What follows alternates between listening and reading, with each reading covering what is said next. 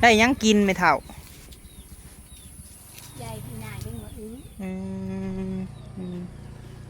อันนั้นข้าวตูนพี่น้องเอ้ยอันนี้ห้องแม่เพื่อนกินอยู่บ่กินบ่แซ่บได้นี่อ้าวคือเอาได้บ่แม่นเบิดแล้วนี่ของเจ้านี่นี่แหละไม่ยั้งอันนี้ลายๆเลยเนาะ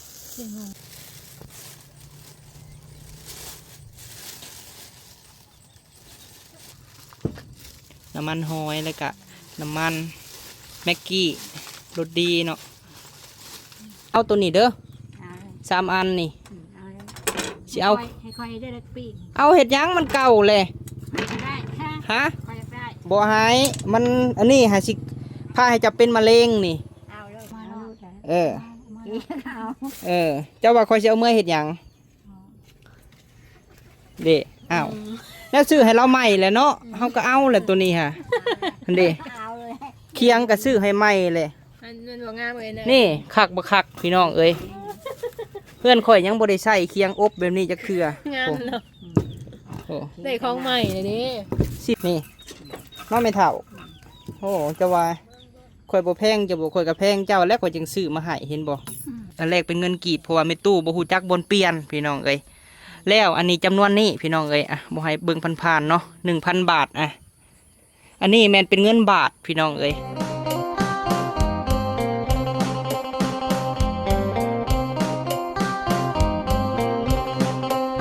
ส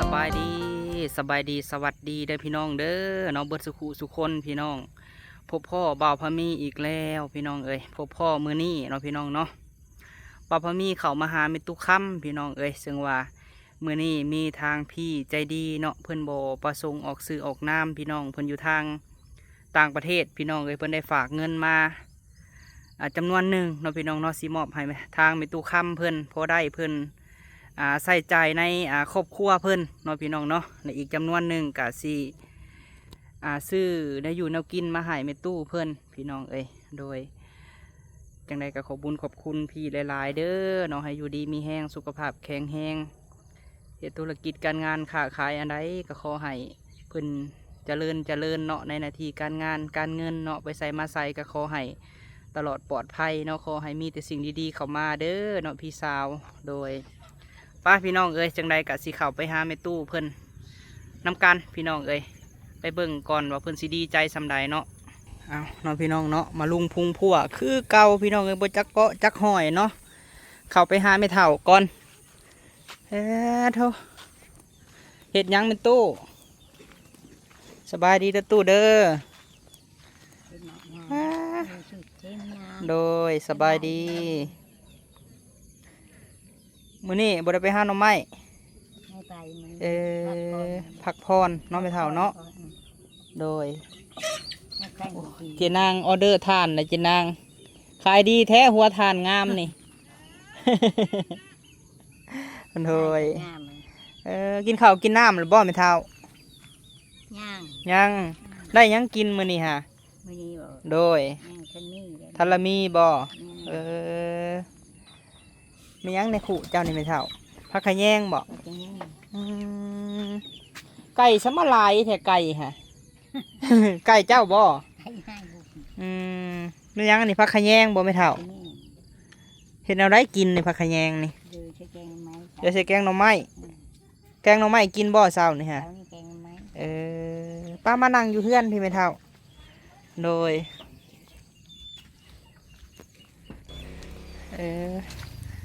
เมืองพี่น้องเอ้ย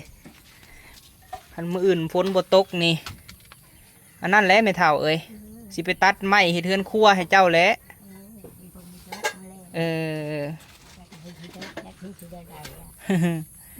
คอยขึ้นได้ไม่เท่าเอ้ย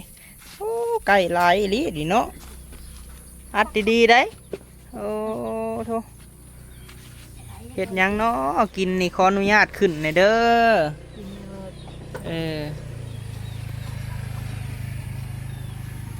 ได้ยังกินไม่เท่า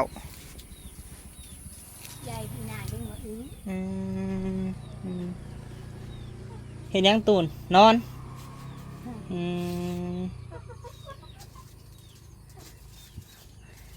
มาโอ้ขออนุญาตขึ้นเด้อเอ้ยนาเด้อว้ามึงในพี่น้องเอ้ยหน่อไม้บ่นี่ฮะสิต้มบ่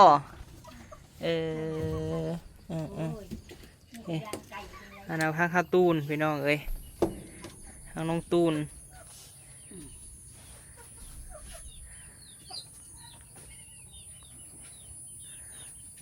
ไม่น้องตูนนอนพี่บ่นอนห้องนี้บ่หรือว่านอนห้องนี้อืมอันนี้บ่น้องตูนนอนพี่น้องเอ้ยอันนี้ห้องแม่เพื่อนป้าหนังงามแท้นี่เอ้ยนี่หนังตะหมอบตอบคาคักแน่อีหลีอันนี้เนาะนอนหนีบ่เจ้าน่ะเอ้ยนอนไม่เท่าไม่เท่านอนหนีบ่ถ้าตูนนอนหันจะนอนนี้เนาะไผนอนที่นอนนี่ฮะไม่เท่าบ่จะนอนสาดอาจจะบ่ได้มีนาปูบ่ซะบ่อยากปูมีอยู่บ่อยากปูเอายังปูค่ะเอาตัวนั้นบ่ปูอืม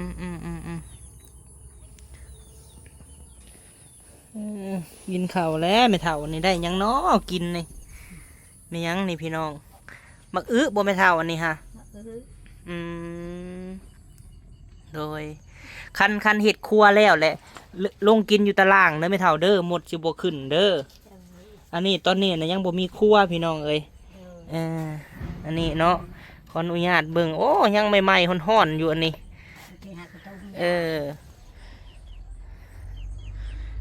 อันนี้เล่าหอยไว้อยู่เทิงพี่น้องเอ้ยมียังอันนี้คันว่ามีเฮือนครัวแหละบ่ให้เฮ็ดอยู่เทิงเด้อไม่เท่าเด้อมันเปื้อนเด้อโดยอันนี้แกงหน่อไม้บ่นี่ฮะ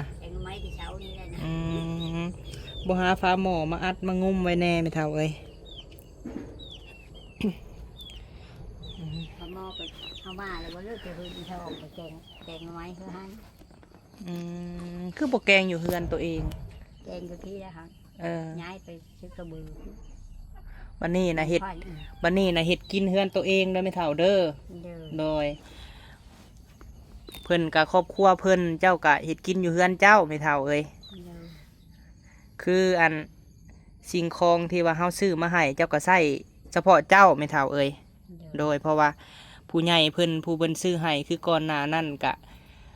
ให้ไม่เท่านะกินเพราะว่าไม่เท่าเฮ็ดหาบ่ได้ไม่เท่าเอ้ยโดยกะอันนี้แหละไว้กินกับครอบครัวเจ้านี่แหละพี่น้องเอ้ยถ้าว่ามีครัวแล้วเจ้าต้องเฮ็ดกินอยู่ครัวเจ้าเองเด้อไม่เท่าเด้อโดยคือซุมเฮาไปตัดไม้มาเฮ็ดเฮือนครัวให้เจ้ากะเฮ็ดกินกับลูกกับเต้าเจ้านี่แหละกับหลานกับลูกเจ้าหน้ามานั่งพี่เอ้ยเฮ็ดกินอยู่ล้างแค่ฮะน้ามาโลดมีขี้ต้มเข้าในบนแห้งเปื้อนแล้ววะมาได้ใช้คือเปื้อนแทะหาพื้นมาจบแทะกินอยู่บ่ขนมบ่มีขนมเฮ็ดจังได้ซะ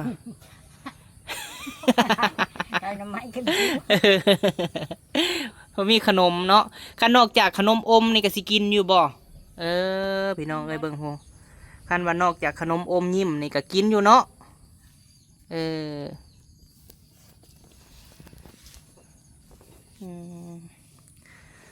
บอนเฮ็ดอยู่ครัวกินมีแต่ว่าลูกอะอยากให้สะอาดเด้อนาเด้อถ้าว่าพวกน้องมื้ออื่นนี่ถ้าว่าฝนบ่ตกเฮาสิไปตัดไม้มาเฮ็ดตูมให้ไม่เท่าเอ้ยโดยเพราะว่าอยากให้มีบอนอยู่บอนเศร้าที่ว่าสะอาดเลยกะปลอดจากเชื้อโรคเนาะไม่เท่าเนาะฟังน้ำกันเด้อเด้อโดยและพากันเก็บเมี่ยนไม่เท่าหลังจากว่าเฮ็ดครัวแล้วเพราะว่าตอนนี้เนี่ยคือเพิ่นยังบ่มีครัวเนาะพี่น้องเนาะตอนนี้ยังบ่มีครัวกันเลยว่าเฮ็ดกินอยู่เทิงนี่ก่อนเนาะโดยเฮ็ดกินอยู่เทิงก่อนถ้าหลังจากว่ามีครัวกะพากันกินข้าวอยู่กลางแล้วก็จังขึ้นมานอนไม่เท่าเอ้ยโดยนี่แหละเนาะบ่อนเฮ็ดอยู่ครัวกินอยู่นี่นอนนี่พี่น้องเอ้ยยันหมดไม่เท่าเอ้ยบ่แม่นหยังดอกโดยกับสิ่งของเด้อไม่เท่าเด้อโตใดที่ว่าไม่เท่าบ่ใส่ ตัวใดที่ว่าแอนนาบ่ใส่แล้วให้พากันเก็บออกโดย เพราะว่ายันมันมีงูยันมันมีแมงงอดขี้เข็บเด้อเด้อโดย ตุยได้คันมันกัดขี้เข็บแมงงอดงูครบหาแอนนาบ่ได้อยู่น้ำแม่อีกแล้วบ่เห็นหน้ากันได้เนาะแม่เฒ่า เดี๋ยว อันนั่นเลยกับพากันเก็บเมียนเนาะเบิ่งไม่เท่าในแรกกลางค่ำกลางคืนยันงูเงี้ยวลืมเลยเดใส่สากกับไม่เท่าลืมมาให้เลยคือว่าแล้วมือนี่แดดอยู่เนาะมือนี่เนาะ เล่นมือจับในมือ หุงคักอยู่ดอกพี่น้องคันว่าอันฝนตกยังว่ามันบ่หุงเนาะ จับในมือเลย โดยอันนี้มีแต่เครื่องครัวเบิดบ่ไม่เท่าวันนะฮะ แม่ เออ แล้วโคนี่ไม่เท่าขี้ง่ายลงทุนเม็ดเลย มีแต่ง่ายแล้วไม่เท่าตัวใดที่ว่ามันใส่บ่ได้เฮาก็บ่อยากให้เจ้าเก็บไว้ไม่เท่าเห็นบ่เฮาสิซื้อตัวใหม่มาให้เจ้าซั่นเฮาก็ให้จะใส่ตัวเก่าแหละ ก็ย้อนว่าลูกหลานอยากให้แม่ตู้ แม่ อันใส่แนวใหม่อะไรไม่เท่าเก็บไม่ได้อะ โดยเป็นจังได๋ข้าวน้ำซ้ำปลาฮะข้าวต้นอภัยซื้อให้เจ้าไม่เท่าเฮาบ่ซื้อข้าวมาให้เจ้านะเฮาลืมเลย แม่น่ะ แม่นบ่ล่าสุดนี่หึงแล้วบ่ซื้อให้เจ้านะ จะลาน่ะ ข้าวแต่หลามามอบให้เจ้าพุ่นบ่ ทุนแล้ว โดยคือข้าวน้ำซ้ำปลาคือกันเด้อไม่เท่าเด้อกินเฉพาะแต่ครอบครัวเจ้าเด้อให้กุ้มครอบครัวตัวเอง ให้คิดว่ามื้อที่เจ้าบ่มีมื้อที่เจ้าหาบ่ได้แหละ เจ้าสิบ่มีกิน แม่ โดย แม่ นี่แหละ1 2 3 3คนนี่แหละไม่เท่าให้กุ้มครอบครัวเจ้า คือตูบกับแม่บุญทวีซึ่งว่าเป็นแม่ของเฮานี่แหละเพิ่นอยู่ออสเตรเลียที่ซอยกะให้ชุมเจ้าอยู่และกะสิ่งของที่ผู้ใหญ่มอบให้กะกินไส้เฉพาะครอบครัวแม่ตู้เท่านั้นโดยไม่เท่าเด้อโดย ให้คิดเห็นว่าตอนที่ไม่เท่าบ่มีกับบ่มีไผเข้ามาหานอกจากพวกลูกเข้ามาซอย โดยกับประหยัดยิบย้อมไม่เท่าโดยหลักๆก็ฮะเบิ่งแม่เด้อเด้อเบิ่งแม่และแม่ผู้เดียวนี่เห็นจังไดกำนองตูนและกับเบิ่งไม่เท้าตูนไอพามีกะเป็นสะพานบุญตั้งแต่หันแม่บิ่งพอเพชรให้เป็นผู้พี่น้องตั้งแต่ไปหาซื้อที่เฮ็ดเฮือนเนาะไม่เท่าเนาะ มาคู่มือนี่กะอันก็บ่ได้คิดอีหยังดอกพี่น้องมีแต่ว่าอยากให้เรามีชีวิตที่ดีขึ้นแล้วก็มีบ่อนอยู่บ่อนเศร้าบ่อนเฮ็ดอยู่ครัวกินที่ว่าสะอาดไม่เท่านี่คือแบบนี้แหละคันเจ้าใหญ่ครัวมาเลยตัวใดที่ว่ามันใส่ได้ก็ใส่ไม่เท่าตัวใดมันใส่บ่ได้ก็เก็บออกนะเจ้ากินน้ำใช้น้ำพ่นบ่ กินน้ำพ่นได้ ไม่ ได้ไปซื้อกินน้ำพ่น บ่ บนโต๊ะไม่ไปซื้อกินน้ำพ่น โดยขั้นมื้อนี้เขาเอาเงินให้แล้วไปซื้อเด้อนาเด้อซื้อเอาจาก2 ตุกนี่มาไว้ไม่เท่าซื้อมาจาก2 ตุกแล้วเอามาไว้กินน้ำฝนหั่นหนึ่งมานี่เจ้าอยู่นี่ใกล้เจ้าทานนะมันสิตกใส่สายคาเจ้ามันสิให้เป็นปอดสุขภาพกับบุดีแล้วก็2 มากกะไข่ยุงลายหั่นเพราะว่าเจ้าบ่ได้ต้มแม่นบ่เพราะว่าอยู่เมืองลาวเฮาพี่น้องเขามาปล่อยยุงเดี๋ยวนี้ฮะแต่บ่ฮู้ว่าเขาเอามาที่ไสเนาะหลายไม่เท่าเอายุงมาปล่อยเอามื้อนี้ก็ซื้อแนวอยู่แนวกินมาให้เด้อไม่เท่าเด้อจัดชุดใหญ่ไฟกระพริบมาให้ไม่เท่าค่ำเนาะไปเอาน้ำเฮาลงไปเอามีขนมข้าวต้มน้ำเนาะมีเบิดเนาะมาเอาน้ำกัน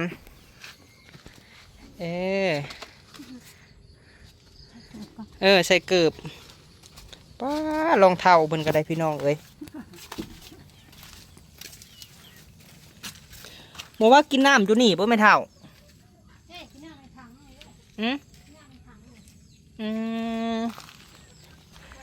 ถังมันก็เปื้อนคือเก่าแล้วเนาะถังก็ได้เบิ่งพี่น้องนี่ใส่ค่านะเบิ่งเนี่ย ซื้อเด้อคันเอาเงินให้อะไรไม่เท่าเอ้ยฮะโอ้เอาตัวใดแน่วะฉัน สบายดีสาวลาตรีโดยให้น้องสาวฮะเบิดในบ่วะพี่จักได้หลายแท้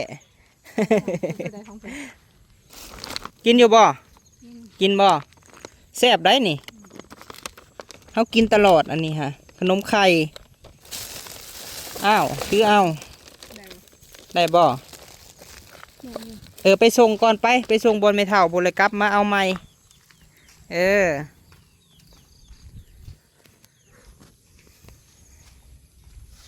ให้เราไปไหว้บนไม่เท่าก่อนพี่น้องจังกลับมาเอาใหม่ลูกปะนางควัดทานเลยควัดทานบ่เจิดโอ้หมดตอบอีกเนาะโอ้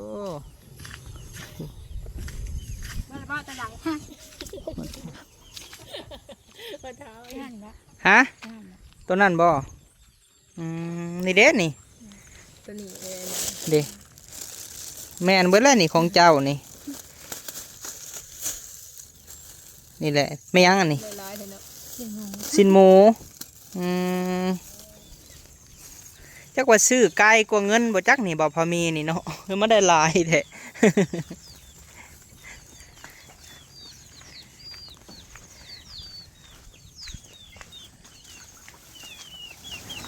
อ้าวขึ้นไปเจ้ากะ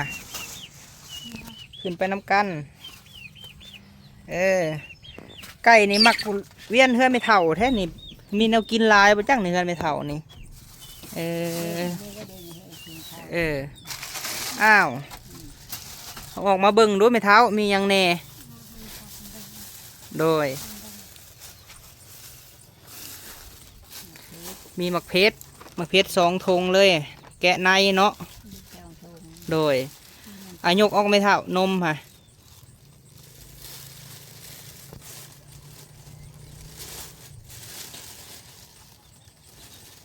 เลยก็มีนมเนาะพี่น้อง2 แพ็คเล็กตะซอยคือสิมีแห้งเนาะผู้เฒ่าโดยไปร้านนะจ๊ะจกออกมาไม่เท่าให้ลูกหลานเบิ่งผู้เพิ่นซอยอะไรไม่เท่าเดี๋ยวก็มีน้ำปลาน้ำมันหอยแล้วก็น้ำมันแม็กกี้รสดีเนาะแป้งนัวเบิดเนาะทุงนั่นนะอันนี้ของเฮาเนี่ย แนวทานหน้าเฮาซื้อห่านเดียวเลยเด้ข่อยบอกลืมเลยซาลาตีนี่เนาะบอกบ่ของเจ้านะฮันเอาออกมาไว้ให้เบิ่งให้เบิ่งเอาเบิ่งดูหามีหยังแน่ไหมเท้าหมักไม้จกออกเบิ่งดูมีหมักไม้หยังโดยจกออกดูไหมเท้าอันนี้หมักองุ่นเนาะพี่น้องนี่หมักองุ่นล่างก็ได้ไม่เท่าเด้อแล้วก็มีหมักเกี้ยงนำรสดีบ่แม่นคานอแล้วก็มีหมักเกี้ยงมีหมักองุ่นสินหมูจกออกมาด้วยนะสินหมู2 โลให้ไว้เจ้าเห็ดแห้งด้วยไม่เท่าเด้อบ่มีแนวตากก็หาหอยใส่ตอกย่างไฟเอาหาย่างไฟโดยเบิ่งดูในหั่นนะเอ้ยเด้นี่ถุงนี่โดยเล็กปิ้ง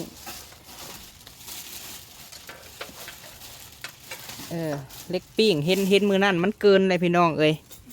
เล็กปิ้งใหม่เคียงโดยเคียงกับเคียงสำเร็จรูปคักแน่ไม่เท่าเคียงอบแห้งโดยแต่เนาะเคียงเก่าแล้วก็ใช้เบิ่งกันอันนี้เนี่ยแค่ชีวิตให้ลุงมาใช้เบิ่งให้ผู้ใหญ่เบิ่งก่อนนี่ในลุมอันโดยเดี๋ยวให้เพิ่นเบิ่งก่อน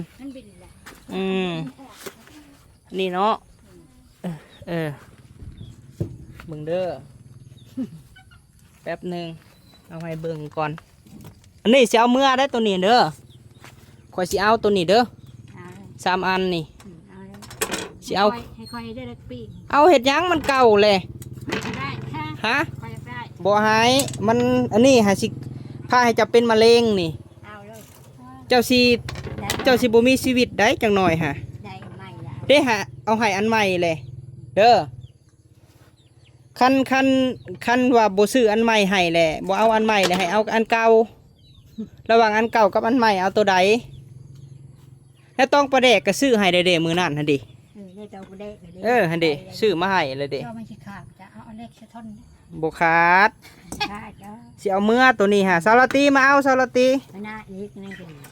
ค่อยซื้อมาใหม่แล้วตัวนี้ค่อยสิเอาตัวนี้ มาแล้ว เออ เอา เจ้าว่าค่อยสิเอาเมื่อเฮ็ดหยังเด้อ้าวแล้วซื้อให้เราใหม่แหละเนาะเฮาก็เอาแหละตัวนี้ฮะหั่นดิ เอาเลย เคียงก็ซื้อให้ใหม่เลย อันมันบ่งามเลยนะ นี่คักบ่คักพี่น้องเอ้ยเพื่อนข่อยยังบ่ได้ใช้เคียงอบแบบนี้จักเทื่อง ามเนาะ โอ้ ได้ของใหม่เลยนี่ สิ้นหมูก็2โลผู้ก็ปิ้งแล้ววะนี่น้องไม่เท่าโอ้จะว่าข่อยบ่แพงจะบ่ข่อยก็แพงเจ้าแล้วข่อยจึงซื้อมาให้เห็นบ่นี่กลับโลละลงนี่ นี่นี่คักมาหาคักนี่หม้อกระทะก็ใส่อันใหม่เด้อไม่เท่าเด้อย้อนว่าหักว่าแพงหั้นแหล้วจังว่าเปลี่ยนอันใหม่ให้เอ้ยอันน่าเอ้ยถ้าบ่แพงบ่หักบ่แพงนี่ให้ใส่อันเก่านี่เห็นบ่ของสิ่งของทุกสิ่งทุกอย่างที่ลูกหลานซื้อมาให้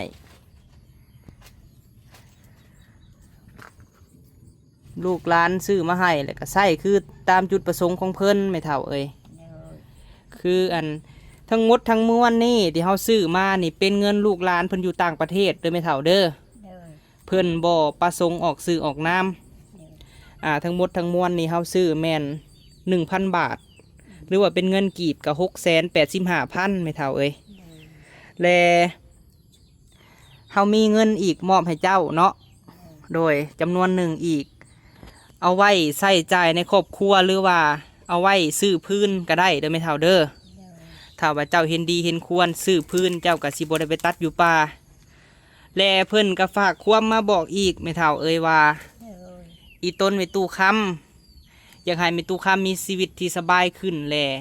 เงินจำนวนนี้เพิ่นสิเอาไว้ให้เก็บไว้เงินในธงเจ้าเอาไว้ซื้อไม้ซื้อพื้นก็แล้วแต่เพิ่นว่าเนาะแต่กับบ่อยากให้ไม่ตู้เข้าป่าแล้วเว้าหั่นนะโดยเจ้าฟังความลูกหลานเด้อไม่เท่าเด้อโดยเพราะว่าเพิ่นอีต้นเจ้าเข้าป่าเข้าดงคู่มือคู่เว้นถ้าเจ้ามีเงินจำนวนนี้เจ้ากับบ่ฟ้าวไปตัดพื้นกับบ่ไปคือซื้อเอาตัดเห็ดอยู่เฮือนเด้อไม่เท่าเด้อโดยเดี๋ยวเขาสิมอบเงินให้ก่อนพี่น้องเอ้ยโดยจำนวนนี้อันนี้1,000 บาทเนาะแต่ว่าอันสิบ่ให้เห็นดอกพี่น้องเพราะว่าแอปแดงเขาเพิ่นให้เห็นบ่ได้เจ้านับเบิ่งเด้อไม่เท่าเด้อนับเบิ่งโดยเฮาแลกเป็นเงินกีบแม่น685,000เด้อเป็น 1,000 บาทเนาะแลกเป็นเงินกีบเพราะว่าไม่ตู้บ่ฮู้จักบนเปลี่ยนพี่น้องเอ้ยแล้วอันนี้จำนวนนี้พี่น้องเอ้ยบ่ให้เบิ่งผ่านๆเนาะ 1,000 บาทอันนี้แม่นเป็นเงินบาทพี่น้องเอ้ยโดยแม่นบ่685,000ไม่เท่าครบบ่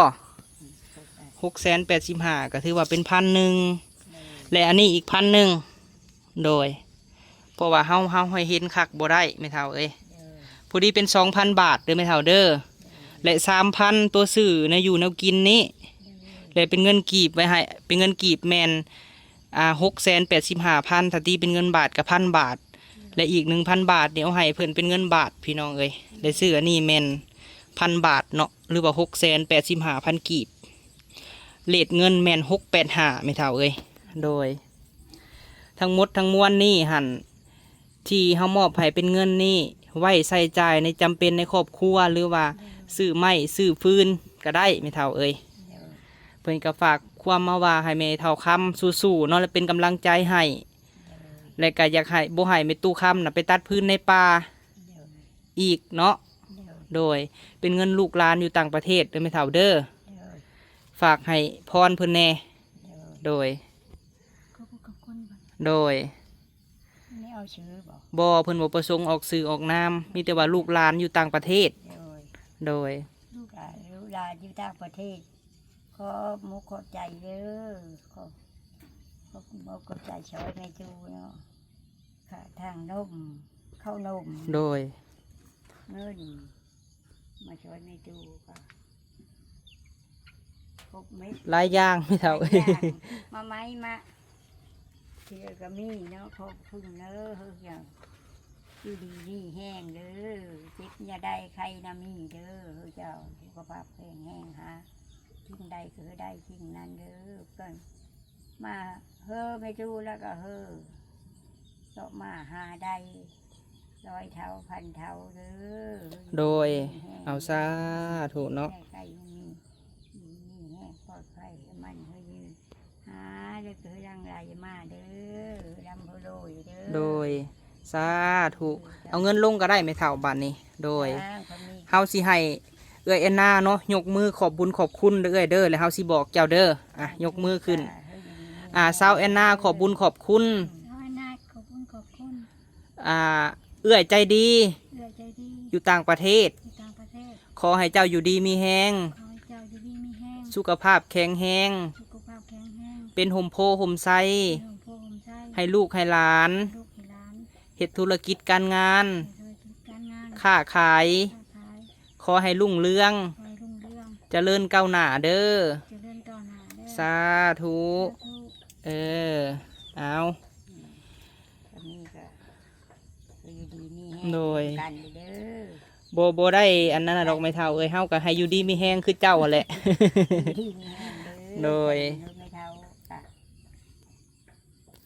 ลักๆก็ยังให้เจ้าอยู่ดีกินดีไม่เท่าเอ้ยอยากให้มีชีวิตที่ดีขึ้นแล้วก็อยากให้เจ้าแข็งแรง โดย อยู่น้ำลูกน้ำหลานไปตลอดไป โดยเฮาโฟกัสที่ไม่เท่าว่าไม่เท่าอยากให้ไม่เท่ามีชีวิตที่ดีขึ้นแล้วก็ให้สุขภาพเจ้าแข็งแรงไม่เท่าเอ้ยโดยมีแต่ว่าอันมันแดดนี่มื้อนี้แดดแล้วมื้ออื่นมันแดดแหละพวกเฮาสิไปตัดไม้มาเฮ็ดกระเทิบนี่ให้เจ้า โดย คือมีแต่เฮาว่าหั่นเด้อตัวใดเป็นของเก่าหรือว่าอันที่ใช้บ่ได้ก็เก็บออกเด้อไม่เท่าเด้อคันมือใดเฮามาเฮายังเห็นใส่อันเก่าแล้วเฮาสิเอาคืนเด้อเด้อตัวนี้เด้อมีแต่ว่าให้เจ้าใช้โลดถ้าว่าเฮามาบัดหน้าเฮาเห็นเจ้าใช้อันเก่าที่ว่ามันดำมันหยังแหละเฮาเอาอันใหม่คืน โดยมีแต่ใส่อันใหม่หั่นแหละเพราะว่าผู้ใหญ่เพิ่นก็แนะนำให้อยากให้ทำความสะอาดหรือว่าอยากให้มีชีวิตที่ดีขึ้นไม่เท่าเอ้ยโดย ฟังเฮาเด้อเด้อที่น้องว่าวน้องกับบริหายดอกไม่แต่ว่าอยากให้เอื้อยนะมีชีวิตที่ว่าดีขึ้น ก็อยู่กับลูกกับเต้าเจ้าหันแหละเบิ่งแม่หันแหละรักๆก็ได้เนาะเอาสกับเด้อไม่เท่าเด้อเมียนมัดไว้แน่เนาะมาขอธงยางสีแดงในสิเมื่อใส่อันนั้นโดยบุคอยังเอามันขาดเลยเนาะ นี่มันขาดมันสีขาวนั่นไม่ขาด ได้แล้วเนาะเอาไว้ให้เราใส่หน่อไม้ใช่นี่แหละเอาแต่อันนี้แหละเมื่อพี่น้องเอ้ย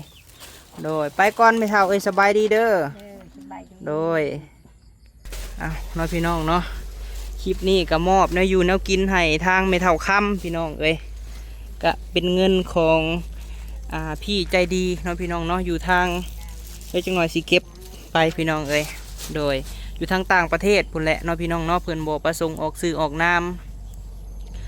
ซื้อแนวอยู่แนวกินให้แม่ตู้นะเบิด 1,000 บาทพี่น้องเอ้ยและก็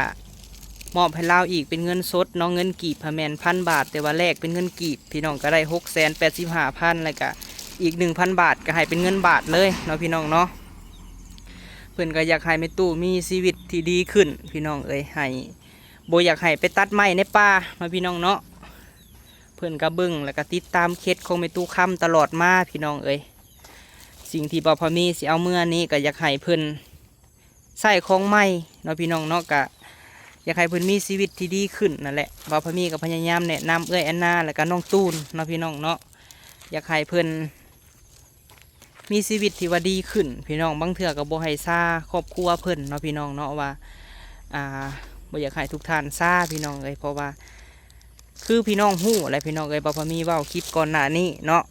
โดยเฮาก็โฟกัสที่ว่าไม่เท่าว่าเฮ็ดจังได๋ให้ไม่เท่ามีชีวิตที่ว่าดีขึ้นแล้วก็อยู่น้ำลูกน้ำหลานไปดนๆเนาะจังไดบ่พอมีก็ขอบุญขอบคุณทั้งเอื้อยเนาะหรือว่าพี่สาวก็ขอให้เพิ่นอยู่ดีมีแฮงสุขภาพแข็งแรงเอื้อยเด้อเนาะเฮ็ดธุรกิจการงาน ค้าขายอันใดก็ให้เจ้าร่ำเจ้ารวยให้เจ้าขึ้นเจ้าเกินกว่าเก่าขอให้เป็นลมโพลมไส้เนาะให้ลูกให้หลานให้น้องให้นุ่งตลอดไปให้ซอยเรือ